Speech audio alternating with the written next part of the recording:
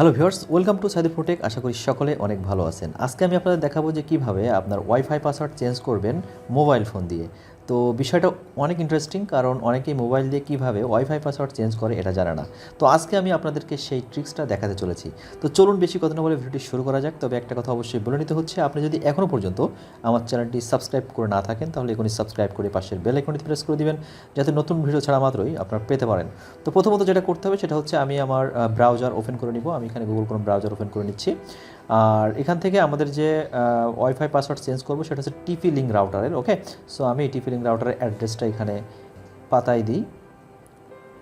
তো আমি এখানে আমার TP-Link রাউটারের অ্যাড্রেসটা এখানে বসিয়ে নিচ্ছি 192.168.0.1। ওকে, তো অ্যাড্রেসটা আমি লিখে নিয়েছি। লিখে নেওয়ার পরে এখন আমি সার্চ করব।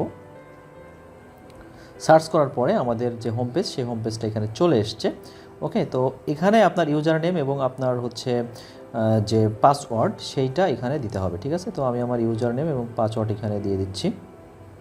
তো ওকে, তো আমার ইউজার নেম এবং পাসওয়ার্ড আমি এখানে দিয়ে দিলাম। এখন লগ ইন অপশনটি ক্লিক দিব।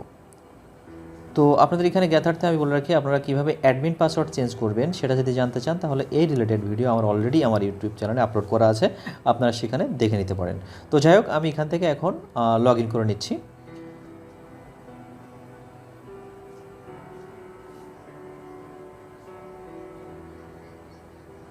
ওকে, তো লগ ইন করার পর দেখতে পাচ্ছেন আমরা অলরেডি হোম পেজে চলে এসেছি। এই হচ্ছে আমাদের হোম পেজ।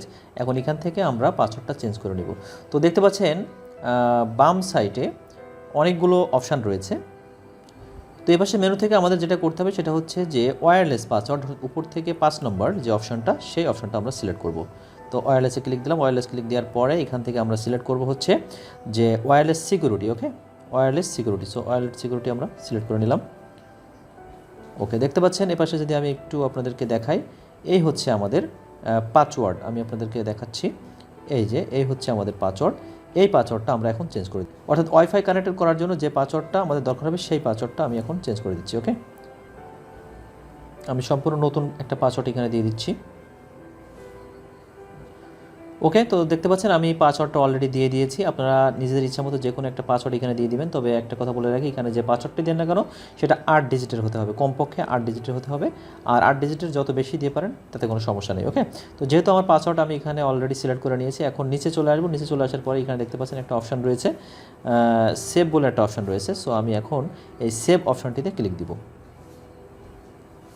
তো সেভ অপশানে ক্লিক দেওয়ার সাথে সাথে আমার কিন্তু লগ আউট হয়ে গেছে। এখন আমি লগ ইন করে আপনাদেরকে দেখাবো। ওকে,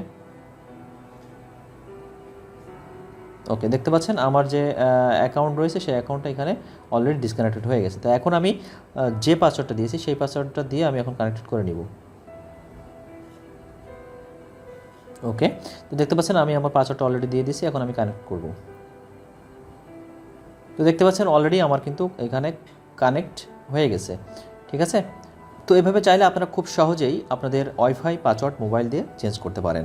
তো এই ছিল ভিডিওটি। আশা করি ভিডিওটি আপনাদের অনেক ভালো লেগেছে। আর যদি ভালো লেগে থাকে তাহলে অবশ্যই ভিডিওতে একটা লাইক দিবেন এবং সাবস্ক্রাইব করে আমাকে সাপোর্ট করবেন। তো দেখা হচ্ছে নতুন কোনো ভিডিওতে। ততদিন পর্যন্ত ভালো থাকবেন। আল্লাহ হাফেজ।